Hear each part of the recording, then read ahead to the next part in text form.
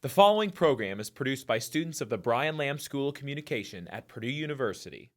On this edition of Fast Track, we meet the new defensive end coach for the Purdue football team. And we're going to take a look at how the construction on Purdue's campus is affecting local businesses. Fast Track starts now.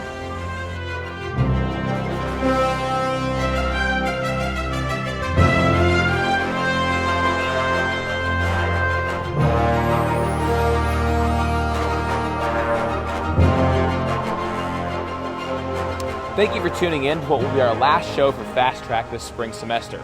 We're coming to you from Founders Park in front of the Loeb Fountain. I'm Trevor Peters. And I'm Christina Van Zelst. Purdue football has had many ups and downs under head coach Daryl Hazel. With losing records in his first 3 seasons, the team has been focusing on getting the right coaches to mesh with the players and lead them in the right direction. In December, after the Boilermaker football team posted a 2-10 record, head coach Hazel hired Rutgers defensive coach Randy Melvin to coach the defensive ends here at Purdue.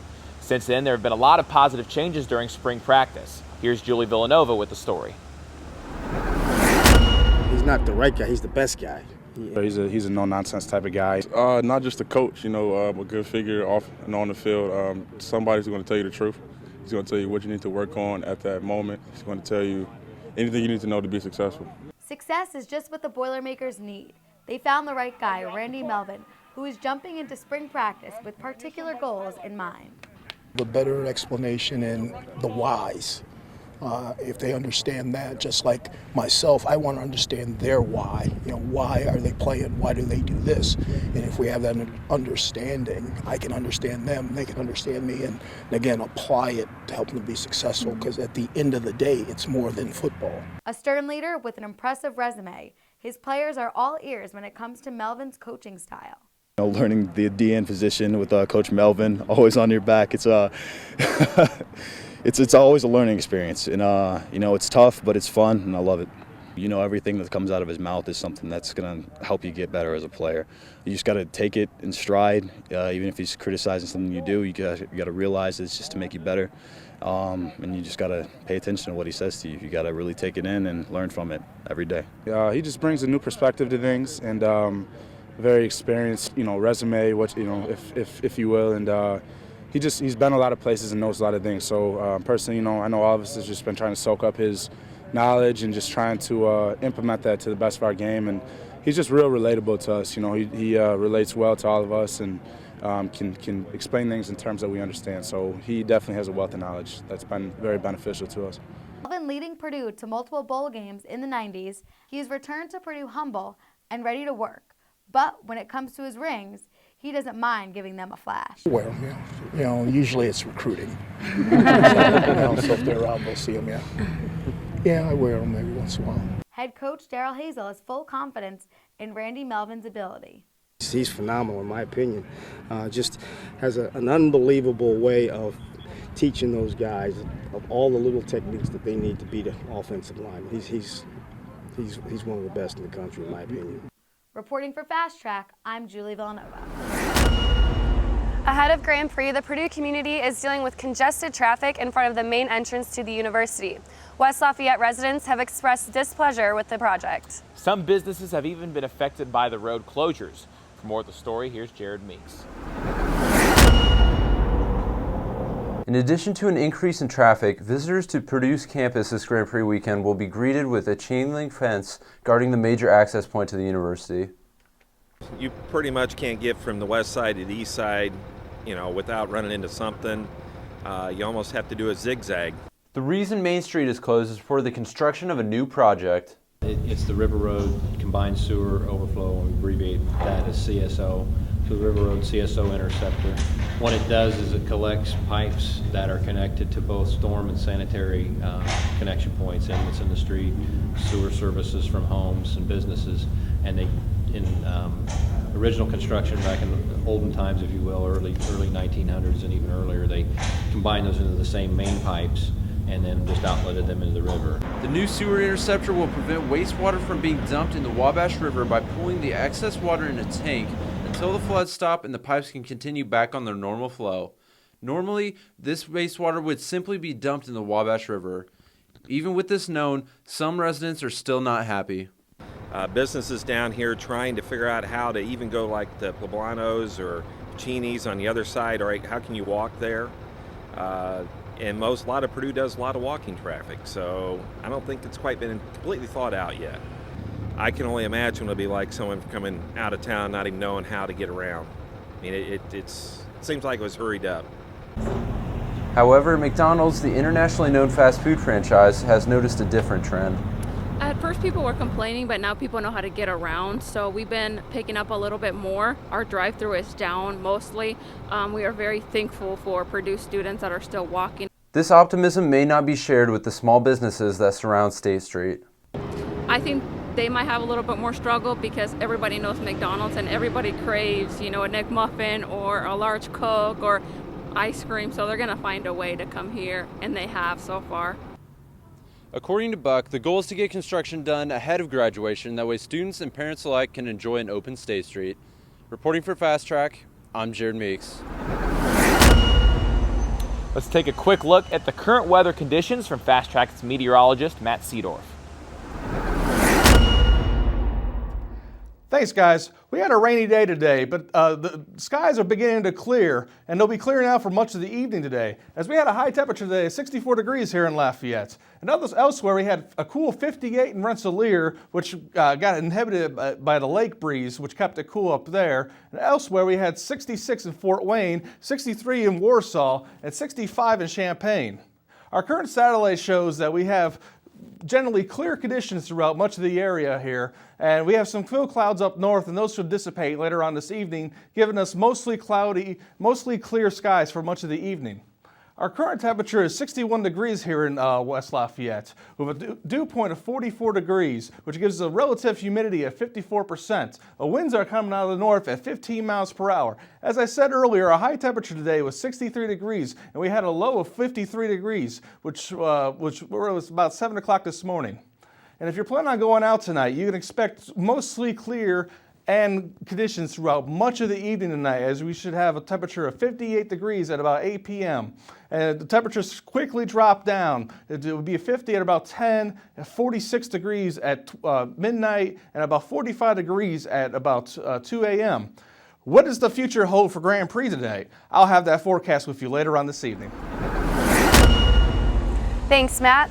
Spring has definitely sprung on Purdue's campus. The weather was perfect for the thousands of people who attended this year's annual Spring Fest. With more on the story, here's Morgan Hange. Purdue's annual Spring Fest is an event showcasing the lighter side of higher education. Spring Fest is an event for people of all ages to come, learn, and most importantly, have fun. Spring Fest was packed full of exciting events and activities for people of all ages. This two-day event offered a lot of entertainment and education. Some schools brought kids in for a weekend field trip. Oh, I think it's really neat. I grew up on a farm, so I already knew a bunch of the stuff, but the kiddos that we're bringing are from Indianapolis, and so getting a chance to hold ducks and milk cows and spit crickets across things has been a lot of fun for the kids that we're chaperoning. There were countless games and things to see around Purdue's campus. Springfest is an event for everyone to enjoy, even the people working throughout the day. We do it because it's an amazing event for the community. It's, it brings a lot of families in here, and it's such a huge event that's free for families to do, and we really enjoy doing that. We enjoy giving back like that. Springfest has been going on at Purdue's campus for many years. The day brings many guests and visitors onto campus. If you would like to learn more about Springfest, you can visit ag.purdue.edu/Springfest. Reporting for Fast Track, Morgan Hange. One story on Springfest isn't enough to cover everything that happened on Purdue's campus last weekend. After this short break, we'll be right back with more from Morgan Hange.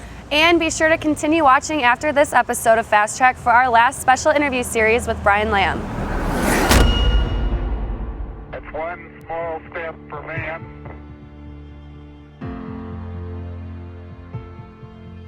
one giant leap for mankind.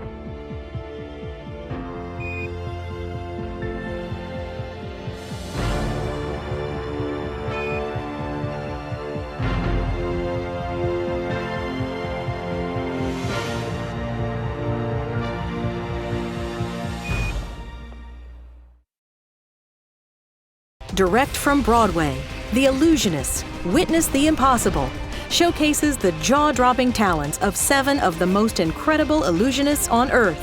audiences will witness stunning acts of grand illusion, levitation, mind reading, disappearance, and more.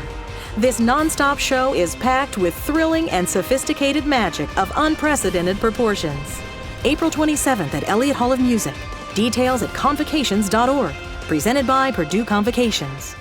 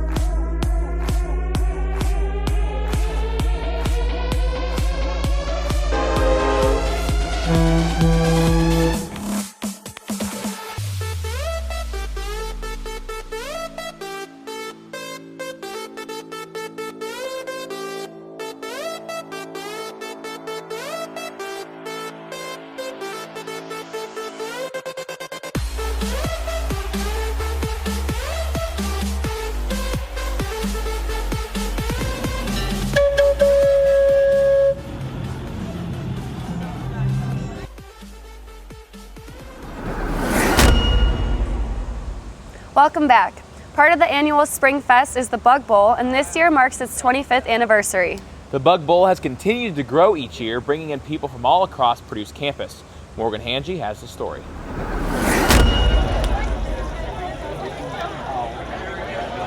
Purdue held a weekend packed full of fun at the annual Spring Fest. Part of Spring Fest and a crowd favorite is the 25th annual Bug Bowl. Since 1991, we did the first Bug Bowl in 1991 as an extra credit activity. We did it on a Thursday night, and we said if we do this on a weekend, we might get a couple hundred people that'd come.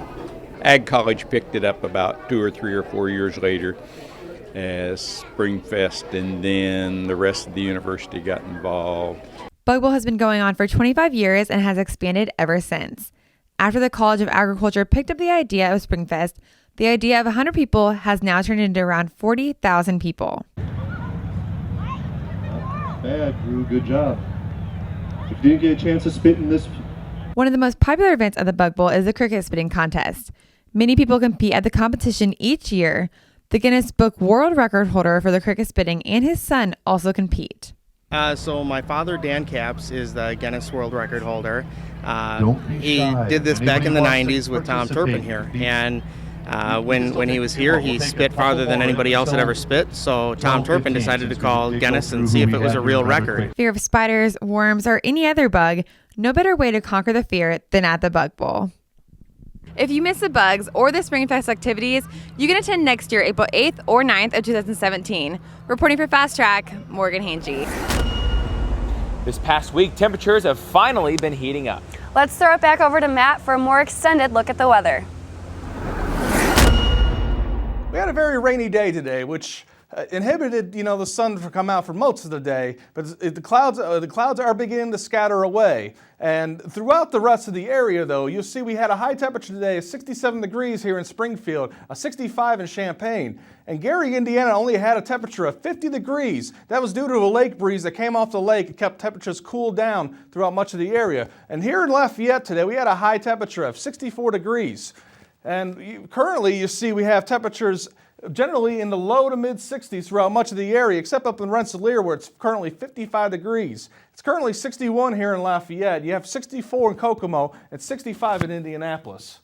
Our high temperature today was 64 degrees, as I said earlier, which is right around normal for this time of the year of a high temperature of 65. Our low was 53 degrees this morning, which is 10 degrees above normal for this time of the year. Our records stand at 84 degrees, which was set back in 1987. And he also had a record low of 26 today. It was set back in 1936. We shouldn't see any cool conditions for the rest of the weekend, so don't worry about that too much. Our current radar shows that we have currently some showers moving out of the area, and we should expect clear conditions for much of the rest of the evening. As you see, we have at 1 o'clock, we have generally clear conditions throughout much of the area. There is pretty much no precipitation anywhere except out in Missouri and Iowa, but those wouldn't affect us at all tomorrow, as we'll be under a dome of high pressure throughout the entire day on Saturday and Sunday, which will keep us generally mild and warm throughout much of those days on Saturday and Sunday. We'll have low temperatures tonight of 40 degrees here in Lafayette. And temperatures throughout much of the area will be generally in the around 40 degrees into the low 40s throughout much of the area, except in Rensselaer, where the low temperature tonight will be 39 degrees. Our forecast for Saturday, shows sunny skies for much of the day with a high temperature of 67 degrees. Winds will be out of the north at 5 to 10 miles per hour. And if you're planning on going out to Grand Prix tonight, expect generally sunny conditions throughout much of the day. It will be a little chilly at the start of the morning. The temperatures will be 41 degrees at about 6 a.m., so you might want to bring a jacket if you're planning on going out early to celebrate. But the rest of the day, the temperatures should climb, and it should be about 65 degrees by about 3 p.m. towards the end of the race. So it will be a generally nice day throughout much of Saturday. Our forecast for Saturday night calls for mostly clear skies with a low of 47 degrees. Winds will be out of the north at about 5 to 10 miles per hour. And on Sunday, you should expect mostly sunny skies and mild with a high temperature of 73 degrees. Winds will be out of the south at 8 to 12 miles per hour. And if you're looking for your 7-day forecast, we should expect a chance of some thunderstorms on Monday with a high of 74 degrees. And on Tuesday, we should expect some mostly cloudy conditions, and there might be a slight chance of a shower passing through, but it will be really cool for Tuesday with a high of 54. And on Wednesday, you should expect more showers throughout the area with a high of 66 degrees. And on Thursday, we should expect some showers and thunderstorms. There's a possibility of some being severe that day, so we'll continue to watch that for everyone with a high temperature of 77 degrees on Thursday. And on Friday, you should expect mostly sunny conditions with a chance of a shower in the morning with a high temperature of 62 degrees.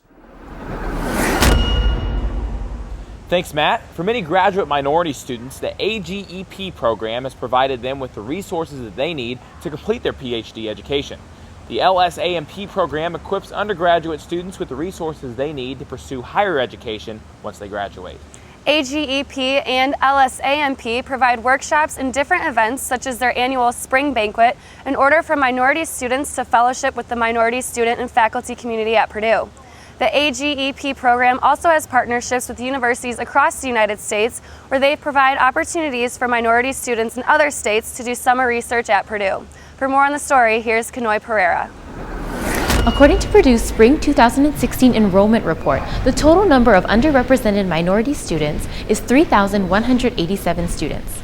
Many of these students feel underrepresented in their classes and labs. Despite this, Purdue University has programs in place that encourage the growth of minority student research, such as the AGEP program. AGEP stands for the Alliance for Graduate Education and Professoriate, which provides graduate students, particularly minority graduate students, with the resources to receive their doctoral degrees in STEM fields. STEM stands for Science, Technology, Engineering, and Mathematics. AGEP's mission for each of its graduate minority students is recruiting, retention, and enrichment. Recruiting begins with the close relationships that Purdue's AGEP establishes with minority-serving institutions. Following this recruitment to Purdue, the AGEP program provides its graduate students with a peer network which helps them gain more research opportunities to further their research careers. A key element in this process is allowing the minority graduate student to feel accepted and feel as though he or she is part of a community at Purdue, although they may be the only minority student in their classes or lab. Catherine Whittington is a postdoc in Purdue's Biomedical Engineering Department, who says AGEP has guided her in her professional development and provided her with a community of minority graduate students that have motivated her in her journey to the PhD. To learn about what's going on in the professional development standpoint, but also just kind of be around a community of people who support them, as well as can motivate them and encourage them to continue along their pathway. I think is really important. I think that's something that AGEP really does a really great job. One undergraduate student, McKeith Pearson, won the 2015 to 2016 Scholar of the Year Award through LSAMP, which is awarded to research students who are recognized as diligent workers in their lab and are interested in becoming a professor in their field. I think the goal of LSM is to get students to go to graduate school to further their education. So if LSM recognizes that you are dedicating yourself to furthering your career as far as academic-wise goes, then they give that award to you. So I've been in my lab for about, this is 3.5 years so right now, and I love it. I like doing research, and this program definitely has made me feel like I can do it and I can be a researcher. Dr. Kathy Dixon, head of the AGEP program, believes that both the AGEP and LSANT programs would not be possible without the tremendous amount of work that the advanced graduate student mentors do. Advanced graduate students who are, they work with our undergraduate students, and they are mentors, they're tutors, they have a lot of different hats. Both the AGEP program and LSANT programs say that they have seen many successful minority students continue their research from undergraduate to graduate school and have attributed their successes to these programs. Reporting for Fast Track, I'm Kanoy Pereira. Next week marks the 5th anniversary of the super tornado outbreak of 2011.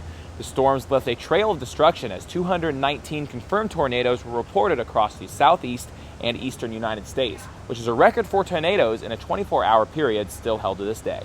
This is why the U.S. government has given funding to the National Severe Storms Laboratory for a project called the Verification of the Origins of Rotation in Tornadoes Experiment in the Southeast, or simply called Vortex SE. With more on the story, here's Matthew Seedorf.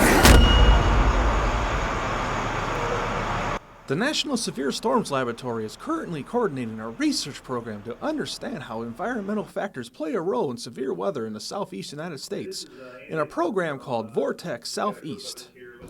Purdue's Robin Tawanachi, an assistant professor in the Atmospheric Science Department, helps play a role in the research.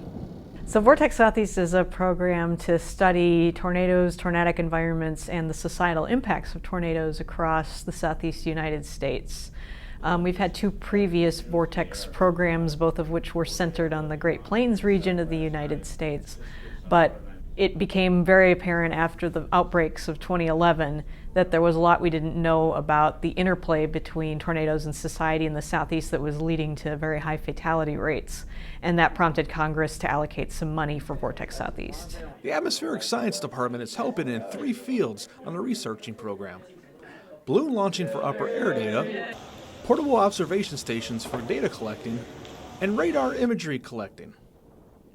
The department also gave a chance for undergrad students in the Atmospheric Science Department to help gain experience in the researching field. With Vortex Southeast, for the most part, I spent the day with Dr. Dawson, and we drove around with the astronomers. For the most part, we coordinated with the STIC teams, the STICnet teams, and that was Texas Tech, if I remember correctly. We were following around Chris and the CNN team. My main job is in the field program component is to put these instruments packages in the path of thunderstorms, and looking particularly for thunderstorms that have a chance of producing tornadoes. And I usually coordinate with the radars, and the idea is to get a measure of the drop size distributions in these storms. And see if there are any differences between storms that go on to produce tornadoes and storms that don't. It's an opportunity for growth. Vortex Southeast is one of the best opportunities I think I've gotten at the undergraduate level. It's an opportunity for me to really see what type of work is being done, and it's given me a few ideas as far as direction. And by that I mean direction that I want to take my career. The weather has not been cooperative for the Vortex Southeast program, as cooler and drier conditions have been in place for much of the month of April. But things will begin to turn around as severe weather is possible towards the end of next week, just in time for the research project to end on April 30th. For more information on the Vortex Southeast program, you can visit them on the web at www.nssl.noaa.gov/projects. Reporting for Fast Track, I'm Matthew Seedorf. What a lot of people may not know is the oldest bar in the state of Indiana lies right here in downtown Lafayette. Knickerbocker Saloon has been in business for 181 years as a smoke-friendly environment. It is also the only bar downtown that is still smoke-friendly, but not for long. The bar is going to be smoke-free in mid-May to reach out to all genres of people. Here's Christina Van Zels with the story. Lafayette is home to the oldest bar in the state of Indiana, better known as Knickerbocker Saloon. But after 181 years of business, the bar is changing its ways. Knickerbocker Saloon, located in downtown Lafayette, was established in 1835 as the state of Indiana's oldest bar as proclaimed by the Indiana State Assembly. After being in business for 181 years and the last bar in downtown Lafayette to be smoke-friendly, owner Jeff Heyman says it's time for the bar to move into modern day by going smoke-free. I think that we are catering to an ever-dwindling demographic.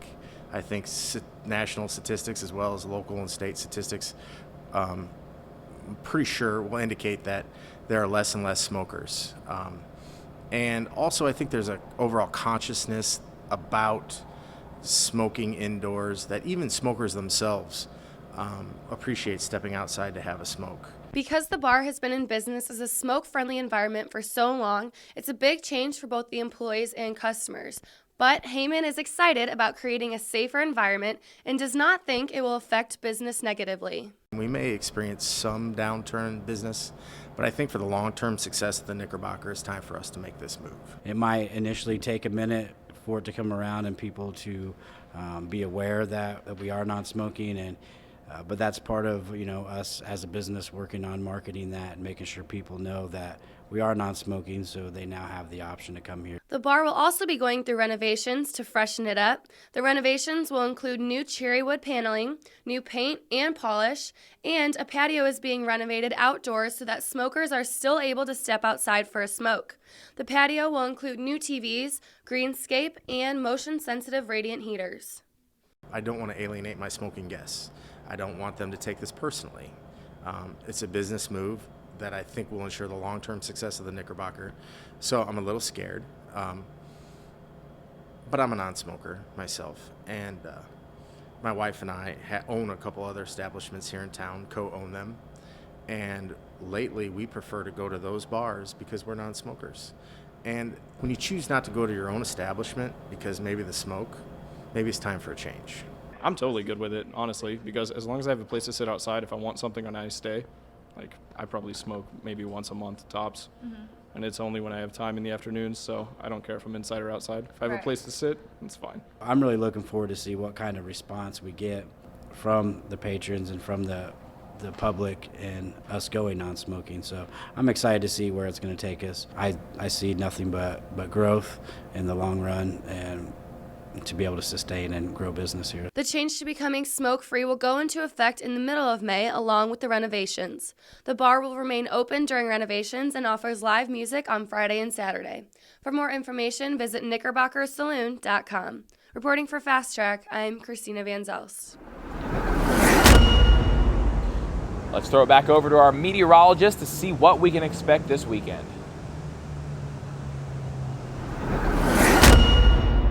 Thanks, guys.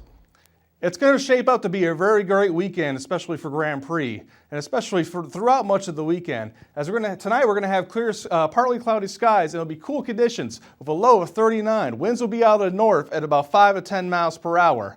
And on Saturday, you should expect sunny skies with a high of 67 degrees. Winds will be out of the northeast at about 5 to 10 miles per hour. A perfect day for the Grand Prix. And on Saturday night, you should expect mostly clear skies with a low of 47 degrees. Winds will be out of the north at about 5 to 10 miles per hour. And on Sunday, expect mostly sunny skies and milder conditions to continue with a high of 73 degrees. Winds will be out of the south at 8 to 12 miles per hour. And if you're planning on heading out to Grand Prix, expect a cool morning with temperatures around the low 40s at about 6 a.m. So if you plan on going out to Breakfast Club, you should bring a jacket with you. But temperatures should rebound throughout the day. We'll have a 47 at about 9 o'clock and 56 at about noon, and at a high temperature about 65 degrees at about 3 p.m. during the event of Grand Prix, which will make it a very nice, beautiful day. And that is the weather for this evening. I am Matthew Cedar for Fast Track. That's all we have for our final edition of Fast Track for the spring semester. I'm Christina Van Zelst. And I'm Trevor Peters.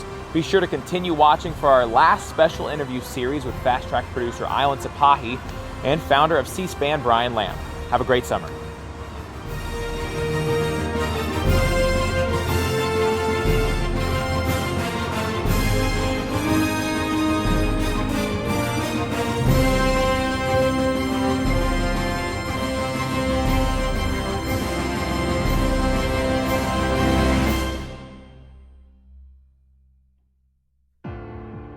one small step for man,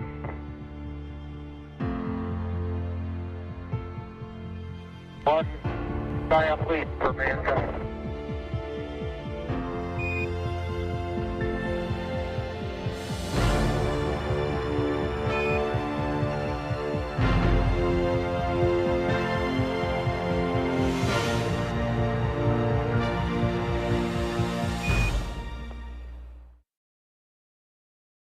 Direct from Broadway, The Illusionist, Witness the Impossible, showcases the jaw-dropping talents of 7 of the most incredible illusionists on Earth. Audiences will witness stunning acts of grand illusion, levitation, mind reading, disappearance, and more. This non-stop show is packed with thrilling and sophisticated magic of unprecedented proportions. April 27th at Elliott Hall of Music. Details at convocations.org. Presented by Purdue Convocations.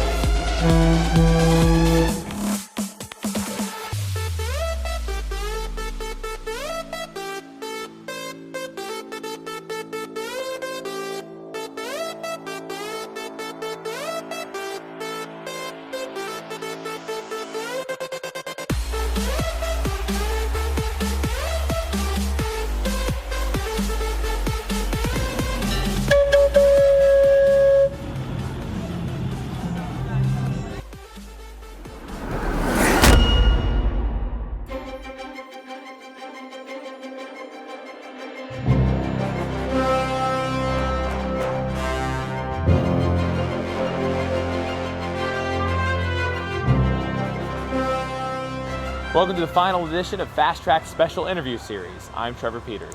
And I'm Christina Van Zelst. Purdue's School of Communication is named after Brian Lamb, the creator and founder of C-SPAN Network. The mission of the network is to allow the American public to see events in their entirety, permit ordinary citizens access to their elected officials, and to employ television production values that can convey the business of government rather than detract from it. Brian Lamb is known as a pioneer of cable television who has been honored with both the Presidential Medal of Freedom and with the National Humanities Medal. While he was here visiting his alma mater, Fast Track producer Island Sapahi was able to sit down with him and ask him about C-SPAN, his career leading up to it, and what students can do now to prepare for a career in media. Hi, I'm Island Sapahi, and I'm here with the creator of C-SPAN, Brian Lamb. Hi, thank you for coming. Do I get paid for this? No, but neither do I. Okay. That's a fair deal. That's a fair deal, right? So what's it like coming back to Purdue? Well, it's always fun. I grew up in this town, actually Lafayette, on the other side of the river. Okay. And, you know, I spent 4 great years here, so it's fun, and I love coming back and seeing the students. Is it true that you were in a fraternity while you were here at Purdue? Member of a fraternity Phi Gamma Delta. And has that experience helped you later in life? Well, the best thing about being a member of a fraternity is like being a member of any club, any dorm, you make friends. Yeah. And I made friends that I still have to this very day, and I'd probably, you know, people that I know well and talk to all the time is probably 5 or 6, and you're lucky if you have that. So while you were here at Purdue, is this where you decided to start your career in the media? When I was here, I worked the whole time I went through Purdue at the local radio station, WASK. Oh, okay. And that's where I really fell in love with the business and started, you know, radio was my first and it's still my favorite medium. Okay. But I had 5 years on radio here in this town, and most of it when I was in school. That's why I like that we have that in common, because I work at WBA Studios here on campus. So was WASK, is that what it was? Did you work in commercial radio? Is that what you did? It was commercial radio, okay. and I was a disc jockey. Disc jockey, Although okay. I started out, my first job there for $1 an hour was shelving records. Oh, okay. And once in a while, I was probably sweeping out the place. It's been so long ago, I don't remember. So what kind of music did you like to play on the radio? Everything. Everything. We had absolutely everything. It was a big band era, and we had a lot of big bands, and people like Frank Sinatra were very popular in those days, but we also had rock and roll. And it was during actually the Beatles, I think, started here in 1964, and I was out of the disc jockey business by then, but Elvis and people like that. And American Bandstand was a big hit in my day, and people my age in high school and all would appear on that every day in the afternoon at 4 o'clock, and so there was a lot of interest in that kind of music in those days. So did you work at that radio station all 4 years while you were at Purdue? All 4 years, except 1 year I worked at the local television station, Channel 18, and I had a dance show. Oh, okay. Like American Bandstand, and we had kids from the local high schools that would come and dance, and we played music. Did you participate as well? I did not. You did not? No, I didn't. So now that you've worked in radio for so long, you said it was your favorite medium, right? Do you think that radio has the same impact today as it did in the past? You know, radio is listened to more than television is watched. Okay. And primarily because of people that spend a lot of time in their cars. There's a lot of competition today for radio stations, but talk radio became very successful starting back in 1978 when Larry King started his national talk show at night. Yeah. And then Rush Limbaugh started his show in 1988, I believe, or 89. And that's when that, using the AM dial, which had gone stagnant, became so popular for people that wanted political talk. And it's still very, it's not popular with a lot of young people. They use other devices to get their music and all that, but it's still very popular for older people who are in their cars. And since you live in DC, I'm sure you're familiar with NPR. Do you have any favorite shows on that? Actually, my best time for NPR is in the morning, the morning edition, and once in a while, I'm usually not in the car with All Things Considered, but I really like to listen to morning edition. I get up 4 o'clock every day, and they start at 5, and so there's and then overnight they run the BBC World, and I listen to some of that. So you graduated from Purdue with a degree in speech, right? What made you decide to major in that? They didn't have anything called broadcasting or communications then. Okay. And I didn't quite know what I wanted to do. There was a lingering thought that I might want to go to law school. Okay. I wasn't the greatest student in the world. My high school... It doesn't matter now. Yeah, it's a little late now, but when I was in high school, I wasn't... I was more interested in activities. Oh, really? And I loved the radio business. So I did radio in high school and then radio in college. Oh, okay. And I worked a lot. And I also played the drums. Oh, do you? Yeah. Do you still play? My Do you beloved just like rock wife out every has now and given then? me conga drums and bongo drums and all that. So yes, wow. I still play, but I don't have a big drum set like I used to in high school and college. That sounds awesome. So your work with C-SPAN, what made you decide to put a camera onto Congress? Well, it's a little bit complicated. I always thought that there was an opportunity for more public affairs programs in the United States than we were getting on the 3 commercial television networks. Okay. And our cameras aren't in the Congress. They really belong to the Congress, which is something we'd rather have our own in there, but they won't let our cameras in there. But they provide that feed out of the House and Senate to anybody that is in our business that wants to come in and use it, and we're the only ones that use it on a full-time basis. Oh, okay, so it's Congress's cameras. Congress's cameras. Everything else we do on C-SPAN, which is about 85% of the programs on C-SPAN are done with our own cameras. So if you could pick any other location in DC or anywhere that you could put a camera, where would you put a camera? Well, the obvious place, and it comes up all the time, is the Supreme Court. Supreme Court, okay. Supreme Court doesn't have a lot of hours. They're only in business, public business, out where people can see them 75 hours a year. 75? 75 a year. You can do that in 3 days. What else do they do? Well, they do a lot of research. They write opinions. They decide what they're going to decide on. Yeah. And they have their conferences. But the actual public Supreme Court activities, 75 hours a year. Wow. We do that. Otherwise, we're pretty much covering. I mean, the only thing we would do differently, I think, is we would cover more than we do. But there's only so much time in the day. As it is, people can't watch. I can't watch all we have. Yeah. I didn't come close to watching all we have. So about C-SPAN, one of the shows that I really loved was Book Notes. And I really like watching it because apart from other shows like on the Today Show, when they bring an author on set, the interviews don't really seem to know the book as much as they should, in my opinion. But for you, you really have a whole hour interview with these authors, and you know the book inside and out. Do you really take the time to read all those books? When I did book notes, I absolutely read every book. Every single book? Every single. Well, there were occasions where I wouldn't get through the entire book, but I'd say 90% of the time I read almost every page of a book. Wow. But that was just my own idea. I wanted, kind of like you, I didn't particularly like it when I would get a 6-minute interview on somebody's book that they worked on for 15 years. True. And so that's why we were able to create the program. Okay. And I took the time, my own time, it wasn't done on office time, to read all these books. And I figured that and I still do an hour interview on Sunday nights, and I still do books, but we don't call it book notes.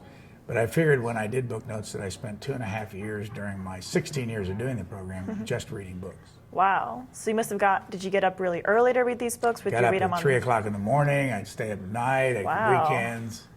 Yeah. Yeah, my last show that I watched was you interviewed Ann Coulter on her book, Liberals, Lies, and the American Right or something, and you pointed out that all of her footnotes that she had, and she didn't even know how many footnotes there were. So I really like they actually went in depth with your interviews. You can learn a lot from a book, Yeah. lot from a book, and when you have the pleasure and the opportunity to interview the author, it's fabulous because you can get them to fill in some of the blanks and make a decision on whether you want to read a book. And then when you read it, you feel like you're really into it.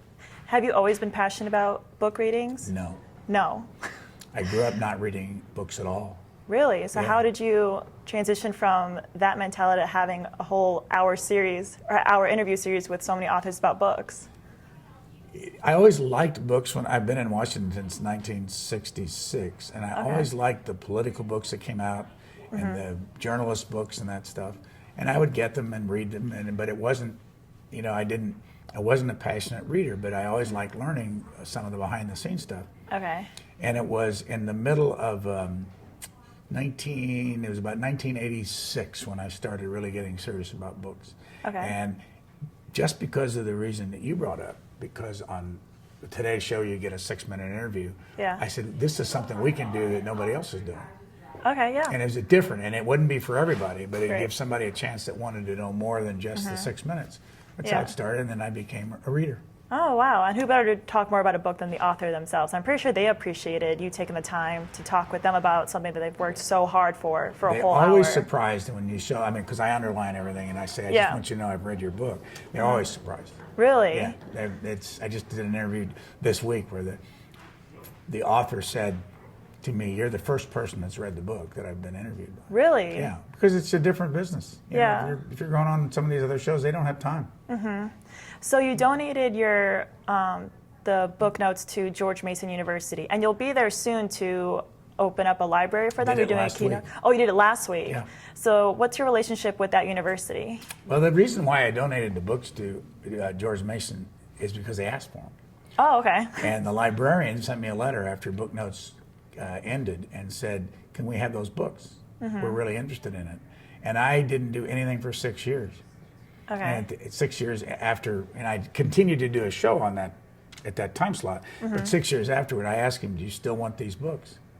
And okay. he said, yeah. And I said, you can have them. So I gave him the books, and they created a website with it, and they digitized all the liner notes and all the things that I wrote in the margins, and you can look it all up, and it's not terribly impressive what I did, but it's interesting when you put the whole 801 books together. So what is your favorite type of book to read? Do you have a favorite genre? Are you a history junkie? Do you like politics? Both. Both, history and politics. Both. I like history the most. I learned the most from a history book. Okay. Because I know less about that. I mean, I observe politics all the time, and I enjoy it. But somebody that's put together a history book on politics, I find, and on just plain history, I find to be fascinating. I'm a fan of biographies, so I've watched a lot of the biographies on book notes, and I really like them.